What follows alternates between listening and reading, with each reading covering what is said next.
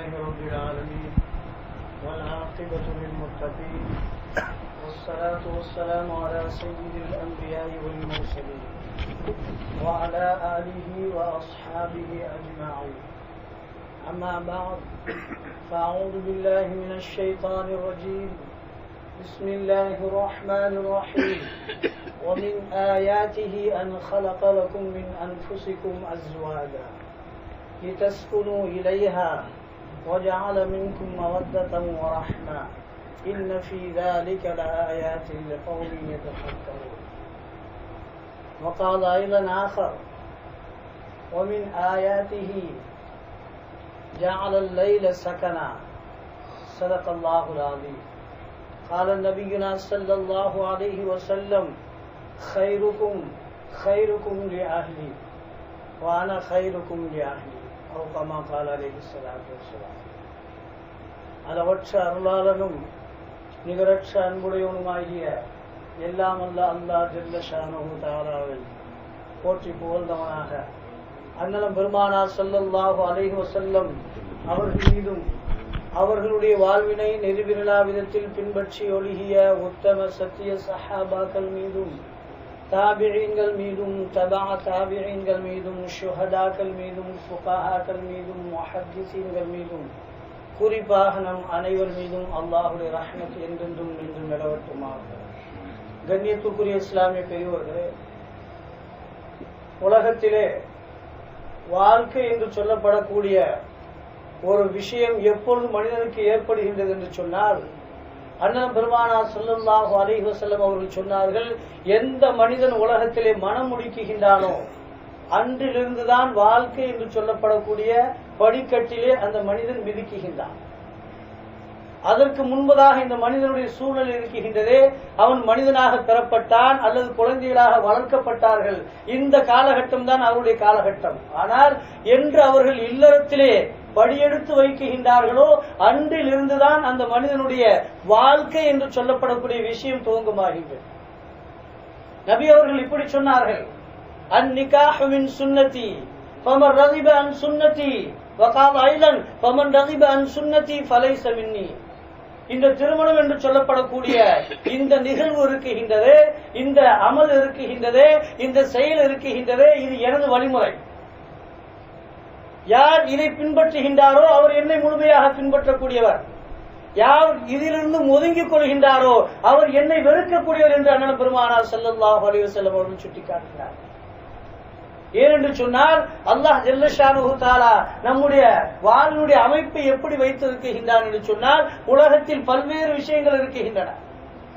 அந்த அனைத்து விஷயங்களும் மறுமை வரை அது போய் சேருவதில்லை. அங்கு மறுமையில் இதற்கான தேவையும் இல்லை. ஆனால் உலகத்தில் இருக்கக்கூடிய இரண்டு விஷயங்கள் முழுமையாக மறுமை வரை சுவனம் வரை அந்த மனிதனுக்கு அது தொடர்ந்து நிகழ்ந்து கொண்டிருக்கின்றது. அந்த இரண்டில் ஒன்றுதான் இந்த திருமணம் என்று சொல்லப்படக்கூடிய விஷயம். ஒன்று ஈமான், மற்றொன்று இந்த திருமணம். இந்த திருமணம் இருக்கின்றது, இது உலகத்தில் மட்டும் நின்று போடக்கூடிய ஒரு விஷயம் அல்ல, இது மறுமையிலும் தொடரக்கூடிய விஷயம். அல்லாஹ் இறைமறைகளை சுட்டி காட்டுகின்றான் ஃபீ ஷுகுலின் என்பதாக. அந்த ஃபீ ஷுகுல் என்பதற்கு முஃபஸ்ஸிரீன்கள் கருத்து சொல்லுகின்றார்கள், அவர்கள் திருமண வாழ்க்கையிலே இன்பத்திலே அவர்கள் லயித்திருப்பார்கள், அந்த இன்பத்திலே அவர்கள் இன்பமாக இருப்பார்கள் என்று சுவனலோகத்திற்குரிய வாழ்க்கை பற்றி அல்லாஹ் விவரித்து காட்டுகின்ற பொழுது இந்த இறைவசனத்தை மேற்கோள் காட்டுகின்றார்.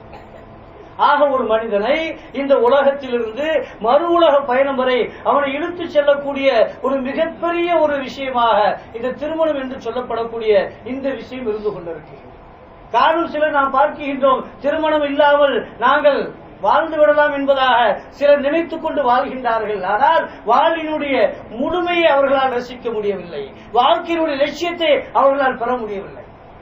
எனவேதான் மார்க்கம் சொல்கின்றது, லா ருஹ்பானியத ஃபில் இஸ்லாம். நம்முடைய இந்த மார்க்கத்திலே திருமணம் முடிக்காமல் இருக்கக்கூடிய அந்த தன்மை இருக்கின்றதே மிக மிக வெறுக்கக்கூடிய ஒன்று என்பதாக அண்ணன் பெருமானார் ஸல்லல்லாஹு அலைஹி வஸல்லம் அவர்கள் சுட்டி காட்டுகின்றார்.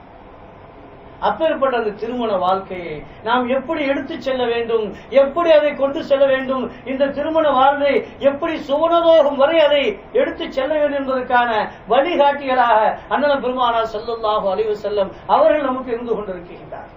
காரணம், உலகத்தில் எத்தனை பிரச்சனைகள் ஏற்பட்டாலும், எத்தனை விஷயங்களுக்கு வழி தெரியாமல் நாம் தவித்துக் கொண்டிருந்தாலும், அத்தனை விஷயங்களுக்கும் வழிகாட்டியாக அண்ணல் பெருமானார் ஸல்லல்லாஹு அலைஹி வஸல்லம் அவர்கள் இருந்து கொண்டிருக்கின்றார்கள் என்ற தகவலை அல்லாஹ் இறைமறையில் நமக்கு தருகின்றான். லகத் கான லகும் ஃபீ ரசூலில்லாஹி உஸ்வத்துன் ஹஸனா.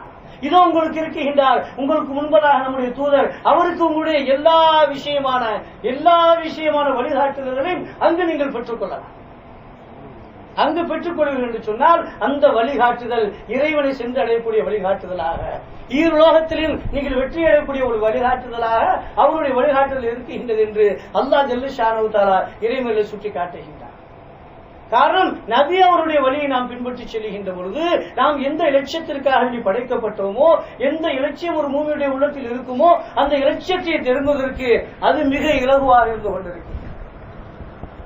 அதற்கு மாற்றமாக நபி அவருடைய சுன்னத்தை மறந்தவர்களாக, அவருடைய வழியை புறக்கணித்தவர்களாக நாம் ஒரு வழியை தேர்ந்தெடுத்துக் கொண்டு இதிலே நாம் வெற்றியை காணலாம் என்று நாம் முயற்சி செய்வோம் என்று சொன்னால் நிச்சயமாக அது விழலுக்கு இறைத்த நீராக மாறிவிடும். வெற்றி என்பது ஒரு காலம் நம்மால் பெற்றுக்கொள்ளவே முடியாது.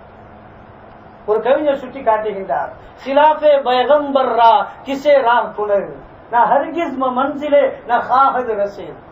அண்ணன் பெருமானார் ஸல்லல்லாஹு அலைஹி வஸல்லம் அவருடைய பாதையை விட்டுவிட்டு வேறொரு பாதையை நீ தேர்ந்தெடுத்துக் கொண்டு இதிலே வெற்றியை பெறலாம் என்று முயற்சி கொண்டு நீ செல்வாய் என்று சொன்னால் நிச்சயமாக வெற்றியை உன்னால் பெற்றுக்கொள்ள முடியும்.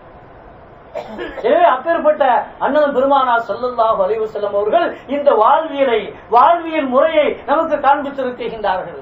நாம் ஒரு மனைவி வைத்துக் கொண்டு இருக்கின்றோமானால் அண்ணன் பெருமானார் ஸல்லல்லாஹு அலைஹி வஸல்லம் அவர்கள் பல்வேறு மனைவிகளை அவர்கள் மனமுடித்தார்கள். காரணம், இந்த சமுதாயத்திற்கு வழிகாட்ட வேண்டும் என்பதற்காக வேண்டி மனமுடித்து மன வாழ்க்கையை எப்படி மேற்கொள்ள வேண்டும் என்பதையும் அவர்களுக்கு நமக்கு எடுத்துக்காட்டாக திகழ்கின்றார்.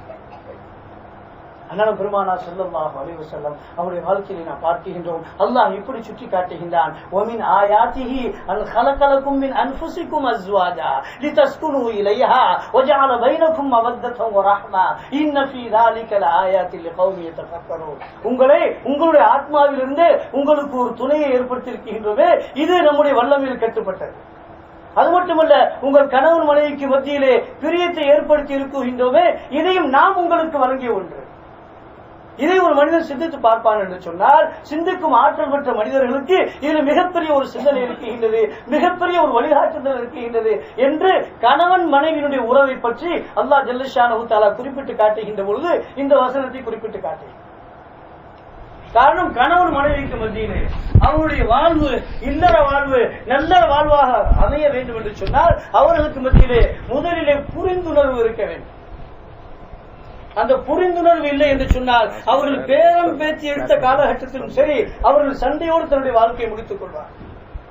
ஆனால் இந்த புரிந்துணர்வு என்று சொல்லப்படக்கூடிய இந்த ஒரு தன்மை கணவன் மனைவி மத்தியில வந்துவிடும் என்று சொன்னால் அவர்களுடைய வாழ்க்கை இல்லற பூஞ்சோலையாக, உலகத்தில் அது சோனமாக அவர்களுக்கு மாறிவிடும். அண்ணன் பெருமானார் ஸல்லல்லாஹு அலைஹி வஸல்லம் அவர்கள் அன்னை ஆயிஷா ரலியல்லாஹு அன்ஹா அவர்களிடத்தில் சொல்கின்றார்கள், ஆயிஷாவே, நீ என் மீது எப்பொழுது கோபமாக இருக்கின்றாய், எப்பொழுது என் மீது அன்பாக இருக்கின்றாய் என்பதை நான் விளங்கிக் கொள்வேன் என்று சொல்கின்றார்கள். அன்னை ஆயிஷா ரலியல்லாஹு அன்ஹா கேட்கின்றார், யார சொல்லலாம், அது எப்படி உங்களால் விளங்கிக் கொள்ள முடியும்? நான் கோபமாக இருக்கின்றேன், உங்கள் மீது அன்பாக இருக்கின்றேன் என்பதை நீங்கள் எப்படி விளங்கிக் கொள்வீர்கள்? அண்ணன் பெருமானார் ஸல்லல்லாஹு அலைஹி வஸல்லம் அவர்கள் சொல்கின்றார்கள், நீ என் மீது கோபமாக இருக்கின்றாய் என்று சொன்னால், ஏதாவது ஒரு விஷயத்தை எடுத்து சொல்ல வேண்டும் என்று சொன்னால் நீ இப்படி சொல்வாய், இப்ராஹிம் அலைஹிஸ்ஸலாம் அவருடைய ரப்பின் மீது ஆணையாக. ஆனால் ஏதாவது ஒரு விஷயத்தை சொல்லுகின்ற பொழுது என் மீது நீ பிரியமாக இருக்கின்ற என்று சொன்னால் முஹம்மது ரசூலுல்லாஹ் அவர்களுடைய ரப்பின் மீது ஆணையாக என்று நீ சொல்வாய். இதை வைத்து நான் விளங்கிக் கொள்வேன், நீ என் மீது கோபமாக இருக்கின்றாயா, என் மீது நீ அன்பாக இருக்கின்றாயா என்பதை இதை வைத்து நான் கிரகித்துக் கொள்வேன் என்று அண்ணன் பெருமானார் ஸல்லல்லாஹு அலைஹி வஸல்லம் அவர்கள் சொல்கின்றார்கள். அப்பொழுது அன்னை ஆயிஷா ரலியல்லாஹு அன்ஹா சொல்கின்றார்கள், யா ரசூலல்லாஹ், நான் பெயரை மட்டும்தான் தவிர்ப்பேனே அல்ல, நிச்சயமாக நான் உங்களை தவிர்க்கக்கூடியவள் அல்ல என்று அன்னை ஆயிஷா ரலியல்லாஹு அன்ஹா அவர்கள் சொல்கிறார். இது மட்டுமல்ல கண்ணியத்திற்குரியவர்களே, ஒரு முறை அன்னை ஆயிஷா ரலியல்லாஹு அன்ஹா அவர்களுக்கும் அண்ணன் பெருமானார் ஸல்லல்லாஹு அலைஹி வஸல்லம் அவர்களுக்கும் பேச்சுவார்த்தை நடந்து கொண்டிருக்கின்றது. பேச்சுவார்த்தையின் உச்சகட்டத்திலே கோபம் மூட்டக்கூடிய ஒரு வார்த்தையை அன்னை ஆயிஷா ரலியல்லாஹு அன்ஹா அவர்கள் சொல்லிவிட்டார்கள். யாரை பார்த்து? அண்ணன் பெருமானார் ஸல்லல்லாஹு அலைஹி வஸல்லம் அவர்களை பார்த்து. இந்த நேரத்திலே அங்கு வருகை தருகின்றார்கள் ஹஸரத் அபூபக்கர் சித்திக் ரலியல்லாஹு அன்ஹு. இந்த சூழ்நிலையை பார்த்தவர்களாக, இந்த விஷயத்தை விளங்கியவர்களாக கோபமுற்று தன்னுடைய மகளான ஆயிஷா ரலியல்லாஹு அன்ஹா அவர்களை அடிப்பதற்காக வேண்டி கை ஓங்குகின்றார். அதனால பெருமானார் ஸல்லல்லாஹு அலைஹி வஸல்லம் அவர்கள் அப்படியே கையை தடுத்து விடுகின்றார். அபூபக்கரே, இது எனக்கும் என்னுடைய மனைவிக்கும் மத்தியில் உள்ள பிரச்சனை. நாங்கள் இன்று அடித்துக் கொள்வோம், நாளை கூடிக்கொள்வோம், நீங்கள் இதில் தலையிடுவதற்கு அனுமதி இல்லை என்பதாக அவருடைய தந்தைக்கு சொல்லி அனுப்புகிறார். சிரித்து பார்க்கணும் கண்ணியத்திற்குரியவர். நம்முடைய முன்னோர்களை நாம் பார்த்திருக்கின்றோம், நம்முடைய சிறு வயதிலே நாம் பார்த்திருக்கின்றோம். நம்முடைய நாணிமார்கள் எல்லாம் சில பொருள்களை செய்வார்கள். ஏனென்று சொன்னால் இது உங்களுடைய நன்னாவுக்கு பிடிக்கும் என்பதாக ஆசையோடு அந்த பொருளை அவர்கள் செய்து கொடுப்பார்கள். அதே போல நன்னாக்களை நாம் பார்த்திருக்கின்றோம், சில வஸ்துக்களை வாங்கி கொண்டு வருவார்கள், இது உங்களுடைய நன்னிக்கு பிடிக்கும் என்பதால். எந்த அளவுக்கு அவருடைய வாழ்விலை புரிந்து வாழ்ந்திருக்கின்றார். அடுத்து மார்க்கம் சொல்லித் தருகின்றது விட்டுக் கொடுக்கும் தன்மை. தமிழிலே சொல்வார்கள், விட்டுக் கொடுப்பவர்கள் கெட்டு போவதில்லை, கெட்டு போவர்கள் விட்டுக் கொடுப்பதில்லை. காரணம், அந்த விட்டுக் கொடுக்கக்கூடிய தன்மை ஒரு மனிதனிடத்தில் வந்துவிடும் என்று சொன்னால் நிச்சயமாக அவனுக்கு வெற்றியை தவிர வேறொன்றையும் பார்க்க முடியாது என்பதை நிதர்சனமாக நாம் கண்டு வருகின்றோம். வரலாற்று உண்மைகள் நமக்கு உணர்த்தி காட்டுகின்றோம். ஒரு முறை ஒரு நாயக தோழர், அவருக்கும் அவருடைய மனைவிக்கும் மத்தியிலே அடிக்கடி சண்டை வந்து கொண்டிருக்கும். எதற்கெடுத்தாலும் அந்த பெண்மணி அவரை கடிந்து கொள்வார், ஏசி பேச ஆரம்பித்து விட்டார். இது எப்படியாவது கட்டுக்குள் கொண்டு வர வேண்டும், என்ன செய்வது என்று யோசிக்கின்றார். உடனே ஒரு சிந்தனைக்கு வருகின்றது, அமீருல் மூமின் அவர்களிடத்தில் சென்று நாம் நம்முடைய குறையை நாம் முறையிடலாம் என்று எண்ணியவராக ஹஸரத் உமரே ஃபாரூக் ரலியல்லாஹு அன்ஹு அவருடைய வீட்டுக்கு செல்கின்றார். உமர் என்றால் யார் என்று நமக்கு தெரியும். உமரை கண்டால் ஷைத்தான் விரண்டோடுவான் என்பதாக அண்ணன் பெருமானார் ஸல்லல்லாஹு அலைஹி வஸல்லம் அவர்கள் சுட்டி காட்டியிருக்கின்றார்கள். வரலாற்றில் இப்படி எழுதுகின்றார்கள், உமர் என்ற பேச்சை கேட்டால் ரோம் அரசர்களாம் திகைத்து விடுவார்களாம். படுத்துக் கொண்டிருப்பவரிடத்திலே உமர் என்று சொன்னால் எழுந்து உட்கார்ந்து விடுவார்களாம். அந்த அளவுக்கு அவர்கள் மீது ஒரு ரோகம் இருந்தது, ஒரு பயம் இருந்தது. அப்பேற்பட்ட உமர் ரலியல்லாஹு அன்ஹு அவரிடத்திலே ஹலீஃபாக இருக்கின்ற அந்த காலகட்டத்திலே இந்த நாயக தோழர் சென்று முறையிடுகின்றார். செல்கின்றார் வீட்டுக்கு செல்கின்ற பொழுது அங்கு பார்க்கின்றார், தம்முடைய வீட்டில் என்ன நிலைமை இருந்ததோ அதே நிலைமை அங்கு இருக்கின்றது. உமர் ரலியல்லாஹு அன்ஹு அவருடைய மனைவி அவர்களை கடிந்து கொண்டிருக்கின்றார்கள், ஏசி பேசிக் கொண்டிருக்கின்றார்கள். இந்த சூழலை அவர் பார்க்கின்றார். ஆஹா, நம்ம அதாவது பரவாயில்ல போல தெரியுது, நம்மளோட அதிகமா அங்கே இருக்கு அப்படின்னு சொல்லிட்டு உடனே திரும்புறார். இந்த காலடி சப்தத்தை கேட்டு ஹஸரத் உமர் ரலியல்லாஹு அன்ஹு அவர்கள் வீட்டிலிருந்து வெளியே வருகின்றார்கள். இன்னும் ஒரு தோழர் வருகின்றார், வந்து எதுவும் சொல்லாமல் சென்று விடுகின்றாரே என்று எண்ணியவராக அவர் அழைக்குகின்றார். தோழரே வாரும் என்பதா வருகின்றார். என்ன எதற்காக வேண்டி வந்தீர்கள்? எதுவும் சொல்லாமல் உடனே தாங்கள் திரும்பி விட்டீர்களே, என்ன காரணம் என்று ஹஸரத் உமர் ஃபாரூக் ரலியல்லாஹு அன்ஹு அவர்கள் கேட்கின்றார். அப்பொழுது சொல்கின்றார், வேறொன்றும் இல்லை கண்ணியத்துக்குரிய அமீர் மூமின் அவர்களே, என்னுடைய மனைவி என்னை அடிக்கடி எதிர்த்து பேசிக் கொண்டிருந்தால் எனக்கும் அவளுக்கும் அடிக்கடி சச்சரவுகள் வந்து கொண்டிருந்தது.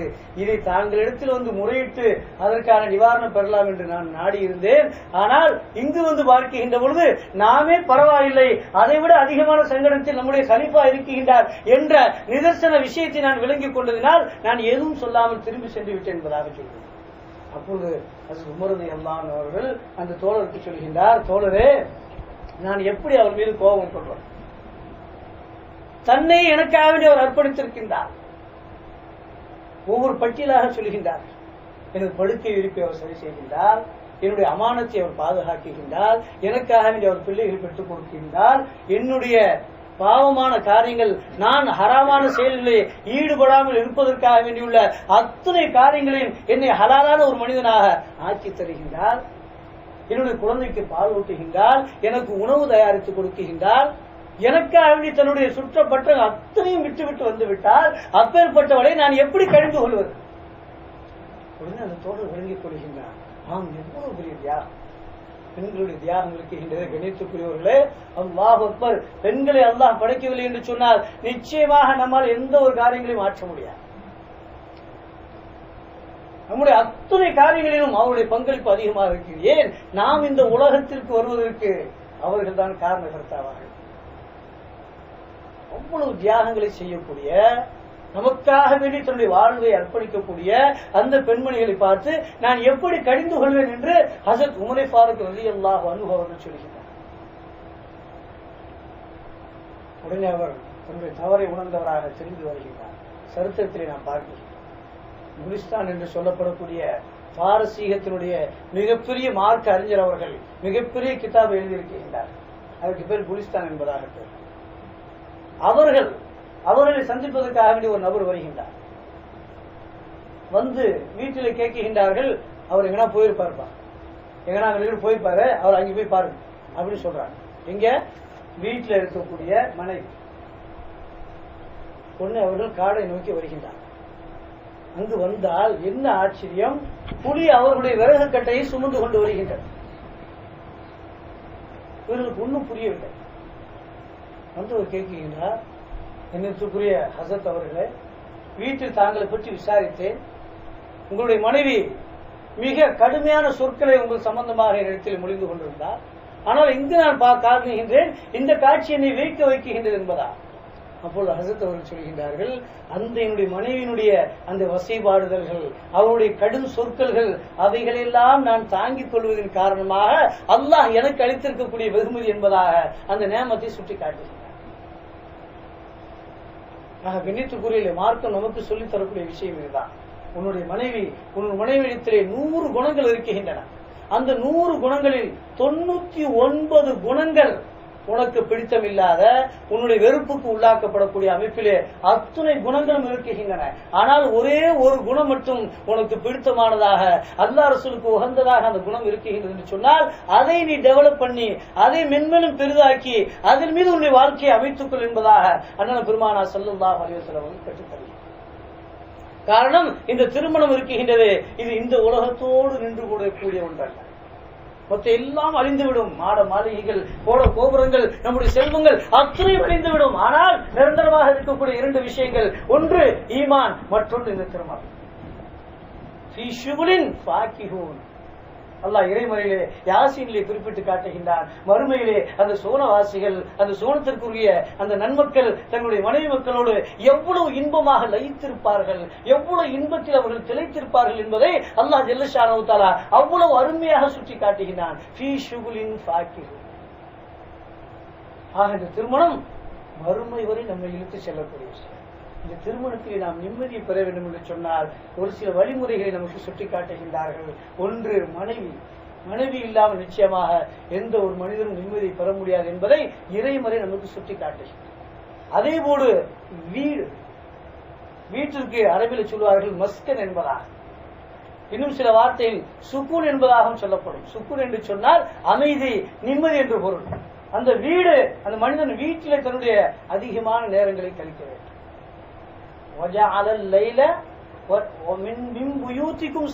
அல்லாஹ் குறிப்பிட்டு காட்டுகின்றான், உங்களுடைய வீடுகளை, உங்களுடைய இல்லங்களை மன அமைதி தரக்கூடிய, சுக்கூனை தரக்கூடிய ஒன்றாக நாம் ஆக்கியிருக்கின்றோம் என்று அல்லாஹ் ஜல்ல ஷானஹு தஆலா குறிப்பிட்டு காட்டுகின்றான். இதே நம்முடைய அதிக நேரங்கள் நம்முடைய மனைவி மக்களோடு வீட்டிலேயே நாம் கழிக்க வேண்டும். இது நம்பர் 2. நம்பர் 3 அல்லாஹ் ஜல்ல ஷானஹு தஆலா சுட்டி காட்டுகின்றான், இரவை உங்களுக்கு சக்கீனத்தாக அமைத்து வைத்திருக்கின்றோம். ஃபாலிகுல் இஸ்பாஹ் வஜஅலல் லைல சகனா வஷ்ஷம்ஸ வல் கமர ஹுஸ்பானா. அல்லாஹ் இறைமறை சுட்டி காட்டுகின்றான், உங்களுக்கு இரவை நிம்மதி தரக்கூடிய ஒன்றாக, இரவின் மூலமாக நீங்கள் நிம்மதி பெறக்கூடியவர்களாக உங்களை நாம் ஆக்கி வைத்திருக்கின்றோம் என்று அல்லாஹ் ஜல்ல ஷானஹு தஆலா இறைமறை சுட்டி காட்டுகின்றான்.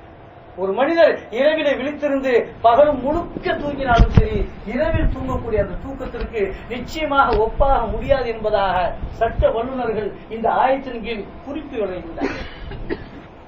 ஆக ஒரு மனிதன் நல்ல மனைவி அவனுக்கு அமைய வேண்டும், மனைவிடத்தில் நன்முறையில் அவன் நடந்து கொள்ள வேண்டும். 2வது, அதிக நேரத்தை தன்னுடைய இல்லத்திலே அந்த மனிதன் கழிக்க வேண்டும். அதிகமான நேரத்தை தன்னுடைய இல்லத்திலே அந்த மனிதன் கழிக்க வேண்டும். குறிப்பாக இரவிலே தன்னுடைய மனைவியோடு அவன் கழிக்க வேண்டும்.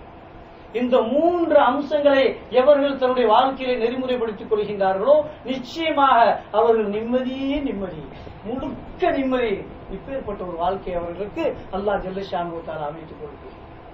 ஆக வல்ல நாய் நம் அனைவர்களுக்கும் அல்லாஹ் அல்லாஹ்வுடைய ரசூல் எப்படி வாழ வேண்டும் என்று சொல்லி இருக்கின்றார்களோ, எப்படி வாழ்ந்தால் நிம்மதியை நீங்கள் நிரப்பமாக பெற முடியும் என்று சொல்லி இருக்கின்றார்களோ, அப்பேற்பட்ட ஒரு நல்வாழ்வு வாழக்கூடிய மக்களாக அல்லாஹ் ஜல்ல ஷானஹு தஆலா நம் அனைவர்களையும் ஆக்கி அருள் புரிவானாக.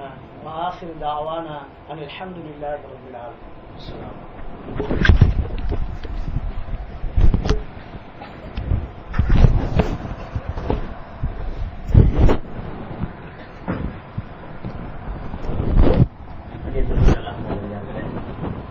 அல்லாஹ்வுடைய கருணையா ஒவ்வொரு வருடமும் நம்முடைய பள்ளியில் விடுமுறைக்கான வகுப்பு நடைபெறுவது வழக்கம். அந்த அடிப்படையில்